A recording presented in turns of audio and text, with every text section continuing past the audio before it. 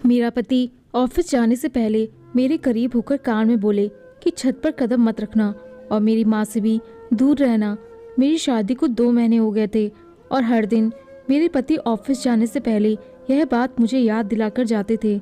मेरे दिल में तरह तरह के सवाल उठते थे, मगर मैं यहाँ सोचकर चुप हो जाती थी कि अभी नई नई शादी हुई है, ये ना हो कि मेरे पति को मेरा सवाल जवाब करना अच्छा ना लगे।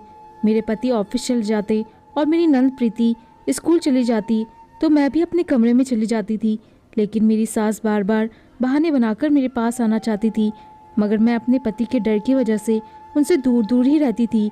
2 बजे के करीब मेरी नंद प्रीति स्कूल से वापस आ जाती थी और यूनिफॉर्म चेंज किए बिना ही छत पर चली जाती थी और छत पर पूरा पूरा घंटा बिताया करती थी। वह जैसे ही नीचे उतरती मेरी सास उसको बात सुनाना शुरू कर देती थी और देखते ही देखते यह हमारा घर जैसे पानीपत के युद्ध का मैदान बन जाता था। पहले पहले तो मुझे लगता था कि मेरी सास प्रीति के साथ इसलिए झगड़ती थी क्योंकि वह स्कूल से वापस आने के बाद बस्ता खोलकर भी नहीं देखती थी, मगर अब मुझे इस घर में आए हुए 2 महीने हो गए थे। अब मुझे ऐसा लगता था कि मेरी सास प्रीति को छत पर जाने से रोकती थी, मगर वह उनकी बात को तवज्जो ही नहीं देती थी। फिर शाम को जब मेरे पति आते तो सीधा प्रीति के कमरे में चले जाते। ना जाने दोनों बहन भाई घंटे भर क्या मीटिंग करते रहते थे।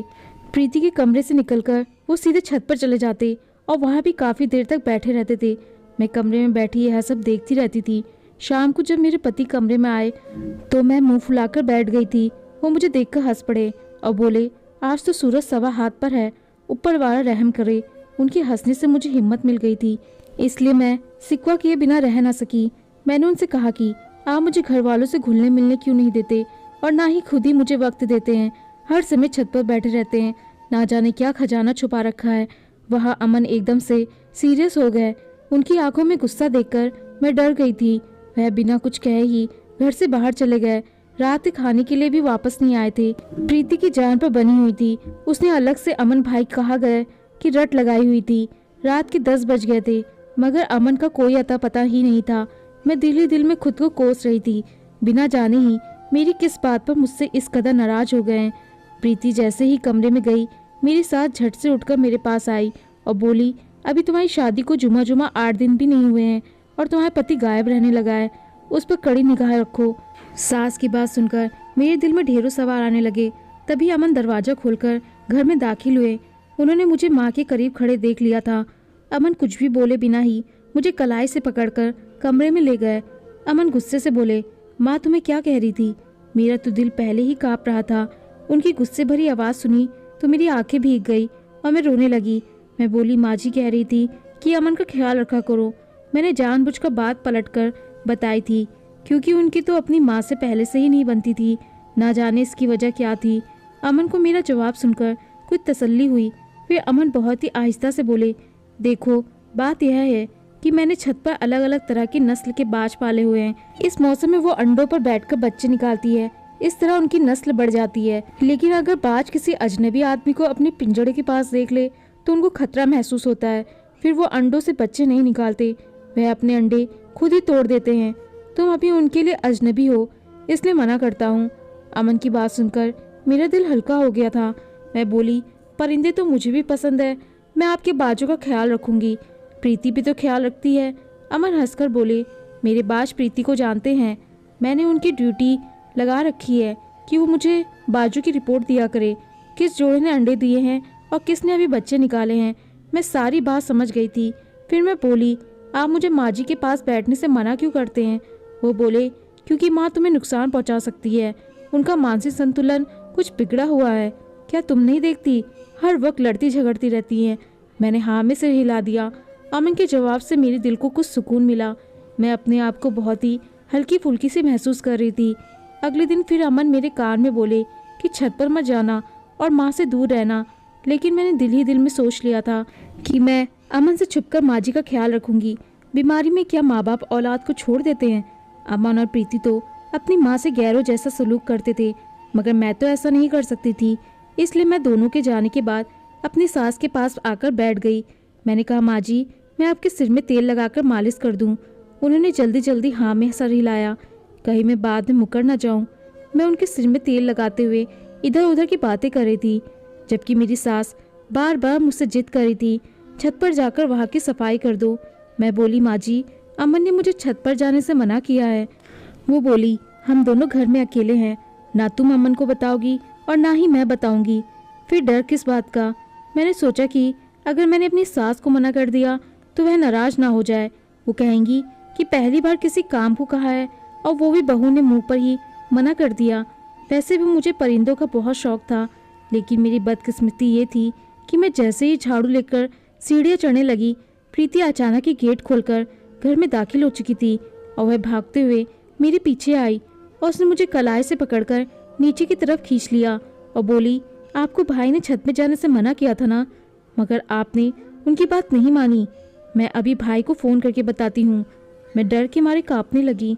फिर मैंने प्रीति के आगे हाथ जोड़ दिए कि तुम अमन को कुछ मत बताना, मगर उसने मेरी एक ना सुनी और फ़ोन मिलाकर अमन से बोली, मैंने भाभी को छत पर जाते हुए रंगे हाथों पकड़ लिया है। या तो अच्छा हुआ कि आज हाफ डे था और आज स्कूल से आधी छुट्टी हो गई, वरना सोचिए क्या हो जाता। मैं अपनी अक्ल पर मातम करने लगी कि मैंने यह बात नज़रअंदाज क्यों कर दी। आज तो आधी छुट्टी थी। प्रीति ने मुझे फ़ोन पकड़ा दिया और बोली, भाई आपसे बात करना चाहते हैं। मैंने फ़ोन कान से लगाकर हेलो किया तो अमन की गुस्से से भरी आवाज़ सुनाई दी। वो बोले, आज मैं इसको तुम्हारी पहली और आखिरी गलती समझकर माफ़ कर रहा हूँ, लेकिन अगर एक बार भी तुमने यह हरकत दोबारा करने की कोशिश की, मैं कुछ भी सोचे समझे बिना ही तुम्हें घर से निकाल दूंगा। मुझे अमन से इस तरह की उम्मीद नहीं थी। मैं अपने कमरे में जाकर रोने लगी थी। शाम हुई तो अमन ऑफिस से लौट आए थे। रोज की तरह प्रीति के कमरे में चले गए और फिर छत पर चले गए। मैं कमरे में बैठी डर की वजह से काँप रही थी कि अब ना जाने वो मेरे साथ क्या करेगा। लेकिन अब वह मेरे कमरे में आए तो बहुत ही प्यार से बोले, क्या बात है, आज अंधेरा करके क्यों बैठी हो? अमन की बात सुनकर मेरे दिल को कुछ सुकून मिला। मैं जल्दी से उठी और अमन से बोली, मैं छत पर जाना नहीं चाहती थी, माँ जी ने मुझे ज़बरदस्ती भेजा था। अमन ने कुछ सोचते हुए सर हिला दिया। वो बोले, इसलिए तो मैं तुम्हें माँ के पास बैठने से मना करता हूँ, क्योंकि वह हम दोनों का घर बसने ही नहीं देना चाहती। मैं हैरत में डूब गई थी।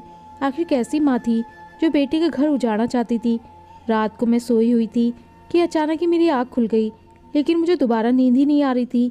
मैं करवट बदल रही थी। प्यास की वजह से गले का काट चुभने लगे थे, इसलिए मैं उठकर बाहर निकल आई थी। मगर मुझे हैरानी तब हुई जब मैंने प्रीति और अपनी सास को साथ बैठे देखा था।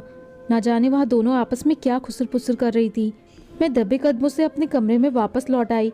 यह बात तो जाहिर थी कि मेरी सास और प्रीति अंदर से एक दूसरे से मिली हुई थी। वह अमन की आंखों में धूल झोंकने के लिए आपस में लड़ रही थी। फिर रात को ना जाने क्या क्या प्लान बनाती थी। अब मुझे समझ आ गया था कि आज का वाकया भी एक सोची समझी चाल थी। माँ जी मुझे उसी वक्त छत पर भेजा जब प्रीति की वापसी का वक्त हो गया था, लेकिन फिर दिल में सवाल उठता कि अमन ऐसा क्यों करते हैं। बाज तो अक्सर जंगलों में पाए जाते हैं, मगर इस कदर की देखभाली उससे पहले देखने को नहीं मिली थी। मैंने सोच लिया था मैं इन तीनों को बेनकाब करके ही रहूंगी। अगले दिन ऑफिस जाने से पहले अमन ने मुझे फिर से वही बात कही जो हमेशा से मुझे कहते थे। अमन और प्रीति के जाने के बाद मैं भी अपने कमरे में चली गई थी। मेरी सास मुझे बार बार आवाज़ देती जा रही थी। वह कभी कहती कि आकर मेरी टांग दबा दो, तो कभी कहती कि मेरे सिर में तेल डाल दो। दिल चाहता था कि उनकी बात मान लूँ, मगर दिल दिमाग बार बार मना ही कर रहे थे। इसलिए मैं दिल दिमाग की जंग में फंसी रही, मगर कमरे से बाहर ना निकली। दोपहर 2 बजे के करीब प्रीति घर आई थी। वो सीधा मेरे कमरे में ही आई थी। वो बोली, भाभी मैंने महसूस किया है कि कल के झगड़े के बाद आप मुझसे नाराज़ हो। मैं गुस्से से बोली, क्या मुझे नाराज़ नहीं होना चाहिए? प्रीति मेरे पास आकर बैठ गई और बोली, अगर मैं आपकी जगह होती तो मैं भी नाराज़ हो जाती, मगर आप खुद को मेरी जगह रखकर देखोगी तो आपकी नाराज़गी खत्म हो जाएगी। मैं बिन बाप की बच्ची हूँ। माँ का भी मानसिक संतुलन बिगड़ा हुआ है। अब अमन भाई हैं जो मेरे लिए माँ और बाप दोनों बन गए हैं। अब उन्होंने मुझे एक काम सौंपा है और वो है उनके बाजू की देखभाल करना। क्या मैं उनके लिए इतना भी नहीं कर सकती? फिर मुझे यह भी डर था कि अगर अमन भाई नाराज़ हो गए तो मैं कहीं की भी नहीं रहूँगी। अब आप अपना गुस्सा थूक दे और मेरे साथ दोस्ती कर ले। देखो मैं आपके लिए स्कूल से क्या लाई हूँ, शकरकंदी की खट्टी मीठी चाट। इतना कहकर प्रीति किचन में चली गई। जब वो वापस आई तो उसने अपने हाथों में 2 प्लेटें पकड़ी हुई थी जिनमें चाट थी। मेरे मुंह में एकदम से पानी भर आया। फिर मुझे प्रीति की बातें भी कुछ सही ही लग रही थी, इसलिए मैंने मुस्कुराकर उससे वो प्लेट पकड़ ली और चाट खाते हुए बातें करने लगी। वो मुझे अपने स्कूल की बातें बता रही थी। चाट खाकर वो बोली, भाभी अब मैं जरा बाजू को देख आती हूँ, फिर अपने कमरे में जाकर सो जाऊंगी। उसकी बात सुनकर मुझे भी नींद आने लगी थी। मैं भी लेट गई। फिर कुछ पता ही ना चला कि मुझे कब नींद आ गई। शाम हो गई। मेरी आँख खुली तो आंखों के आगे अंधेरा ही अंधेरा था। जी चाहता था कि मैं फिर से सो जाऊं, मगर हिम्मत करके उठ बैठी। मैं जैसे ही बाहर निकली तो यहाँ देखकर हैरान ही रह गई थी कि अमन और प्रीति छत से नीचे उतर रहे थे और उनके साथ एक लेडी डॉक्टर भी आगे आगे चल रही थी। मेरी सास उस डॉक्टर को देखकर चिल्लाने लगी, मुझे बता दे सब ठीक है ना। वो डॉक्टर हाँ में सही हिलाकर बाहर निकल गई। मैं जल्दी से बेड पर आकर लेट गई और सोने का ड्रामा करने लगी। डॉक्टर को बाहर छोड़ने के बाद अमन दबे कदमों से कमरे में आए और मुझे सोता हुआ देखकर फिर से निकल गए। मैं हैरान थी कि मैं तो इस टाइम कभी भी नहीं सोती थी, आज अचानक कैसे सो गई। लेकिन इस बारे में मैंने ज़्यादा ध्यान नहीं दिया था। मैं तो बस यही सोच रही थी कि वो डॉक्टर छत पर क्या करने गई थी। बाजू के भी डॉक्टर्स होते हैं। ये सब बातें मुझे बहुत परेशान कर रही थी। अब मुझे अपनी सास की बातें समझ आने लगी थी। शायद वो मुझे ऊपर इसलिए भेजना चाहती थी कि वहाँ कोई राज मेरा इंतज़ार कर रहा था जो अमन मुझसे छुपाना चाह रहे थे।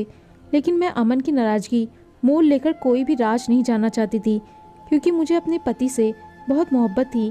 आधा घंटे में इसी तरह पड़ी रही थी। फिर जब मैं बाहर निकली तो सबसे पहले मैंने प्रीति से पूछा कि अमन कहाँ है। उसने आंखों में हैरत भरकर मुझे देखा और घबराकर बोली, भाभी इस टाइम अमन भाई कहाँ होते हैं, अपने ऑफिस ना, आज भी वो वही ही होंगे। प्रीति मुझसे ना जाने क्यों झूठ बोल रही थी। फिर मैंने सोचा कि अमन अभी थोड़ी देर बाद ही घर आ जाएंगे, मगर अमन हमेशा की तरह 6 बजे के बाद ही घर लौटे थे। मैं उनको देखकर बोली, अमन आप कहाँ रह गए थे।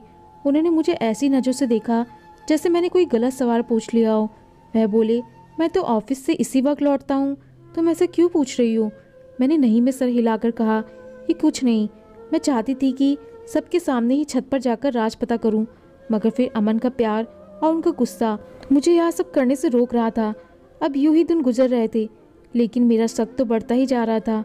यूं ही मैं एक दिन बरामदे में बैठी बाल संवार रही थी कि मुझे किसी की चीख की आवाज़ सुनाई दी। मैंने अपनी सास की तरफ देखा और उन्होंने मेरी तरफ देखा। फिर चीखने की आवाज़ बढ़ती ही चली जा रही थी। यह आवाज़ छत से आ रही थी। मेरी सास के घुटनों में दर्द रहता था। वो सीढ़ियाँ नहीं चढ़ सकती थी, लेकिन यह आवाज़ सुनकर वह अपना दुख दर्द सब कुछ भूल बैठी थी और छत पर चढ़ने की कोशिश करने लगी थी। अभी उन्होंने 2 सीढ़ियाँ चढ़ी थी कि उनके घुटनों ने जवाब दे दिया। मैं बस परेशान होकर खड़ी देखती रही और यही सोच रही थी कि क्या करूं।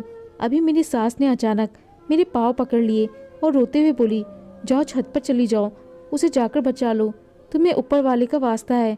चीखों की आवाज़ भी बढ़ती जा रही थी। मैं कुछ भी सोचे समझे बिना ही ऊपर की तरफ भाग गई। यह देखकर मैं बहुत हैरान थी कि ऊपर तो कोई पिंजरा था ही नहीं, बस सामने एक कमरा बना हुआ था जिसे बाहर से कुंडी लगाई हुई थी और यह आवाज़ उसी कमरे से आ रही थी। मैंने जल्दी से दरवाज़ा खोला तो उसमें किसी बाजू का नामो निशान ही नहीं था।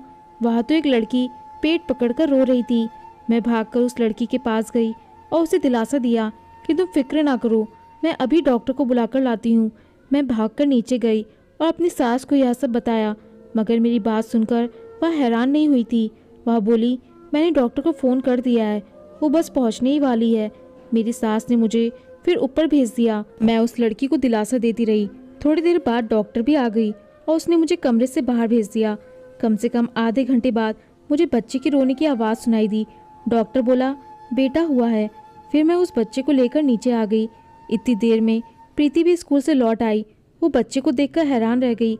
मैंने कहा, देखो तुम्हारे भाई की बाज ने अंडे से बच्चा निकाल दिया है। प्रीति का चेहरा लाल पड़ गया। वह जल्दी से कमरे की तरफ भागी और अमन को फ़ोन करके उन्हें घर आने को कहने लगी। वह जब घर लौटे तो बड़े बौखलाए हुए थे। मैं उन्हें बच्चा दिखाकर बोली, किस पर गया है ये। वो मुझे नज़रअंदाज करके ऊपर चले गए।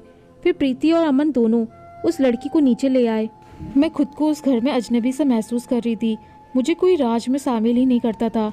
मुझे लगा कि शायद यह लड़की अमन की पत्नी है, इसलिए तो अमन उसे मुझसे छुपा छुपा कर रखते थे। मैंने फैसला कर लिया था कि मैं घर छोड़कर चली जाऊंगी। मैं कमरे में आकर अपना सामान पैक कर रही थी जब अमन कमरे में आए और मुझे देखते रहे। फिर बोले, ये क्या कर रही हो तुम। मैंने कहा, मैं आपका घर छोड़कर जा रही हूँ। अमन बोले, मुझसे ऐसी कौन सी गलती हो गई जो तुम मुझे छोड़कर जा रही हो। मैंने कहा, ऊपर वाले ने आपको चांद सा बेटा दिया है, आपको क्या चाहिए? मेरी तो आपको पहले ही भी परवाह नहीं थी। ऑफिस से आकर आप प्रीति के पास बैठ जाते थे, फिर आप छत पर चले जाते थे। मैं तो आपकी ज़िंदगी में कुछ हूँ ही नहीं। अमन ने मेरे सामने से कपड़े वाला बैग उठा लिया और मेरा हाथ थामकर मुझे अपने सामने बैठा लिया। फिर बोले, मेरी बात को बहुत ही ध्यान से सुनना। तुम जानती हो कि वो लड़की जो छत पर रहती है, ये मेरी सगी बहन है। यह जब 16 साल की हुई तो ना जाने किस दरिंदे की बातों में आ गई। उस लड़की ने छुपकर इससे शादी कर ली और यह प्रेग्नेंट हो गई। माँ ने यह बात मुझसे छुपा ली थी, लेकिन मुझे उसके बढ़ते पेट से अंदाजा हो गया था कि कुछ ना कुछ तो गड़बड़ जरूर है। मैंने उससे पूछा, वह छोटी थी तो डर गई और सब कुछ मुझे बताने के लिए तैयार हो गई। सच सुनकर मैं तो काँप कर रह गया था। जब मैंने उससे और बातें पूछने की कोशिश की तो वह रोने लगी थी। उसने मुझे अपने पति का नाम नहीं बताया था। फिर मोहल्ले वालों को हम क्या बताते कि किसका बच्चा है? मेरी मासूम बहन बदनाम होकर रह जाती और हम भी किसी को मुंह दिखाने के लायक न रहते। इसलिए मैंने उसको कहा कि वह छत पर ही रहे। वो इस बात पर तैयार हो गई थी, लेकिन माँ को लगता था कि मैंने और प्रीति ने उसको उसके जुर्म की सजा देने के लिए उसे छत पर कैद किया हुआ है। माँ घुटनों की वजह से छत पर नहीं जा सकती थी, इसलिए हर समय मुझसे और प्रीति से झगड़ती रहती थी कि मेरी बेटी को नीचे ले आओ। जहाँ तक तुम्हारी बात है तो मैंने तुम्हें इसलिए नहीं बताया क्योंकि अभी तो तुम हमारे घर में नई नई आई थी। तुम मेरी बहन के बारे में कोई गलत राय नहीं सोच सकती थी। मुझे डर था कि तुम मुझे छोड़कर चली जाओगी। अब जब हर चीज़ तुम्हारे सामने ही आ गई है तो मैं तुमसे एक मदद मांगना चाहता हूँ। क्या तुम मेरी बात मानोगी? मैं अमन की बातें सुनकर अपनी नंद के लिए परेशान हुई। मैंने झट से हाँ में सर हिला दिया तो अमन बोले, तुम मेरी बहन के साथ दोस्ती का रिश्ता बना लो। तुम ही वो इंसान हो जिसे वह अपना राज बता सकती है, क्योंकि उसने ना ही प्रीति को कुछ बताया है और ना ही माँ को। मैंने अमन से वादा किया था कि मैं उससे पूछ कर ही रहूँगी। अब मैं हर समय अपनी नंद के साथ ही रहती थी। मैं उसके बच्चे का बहुत ख्याल रखती थी।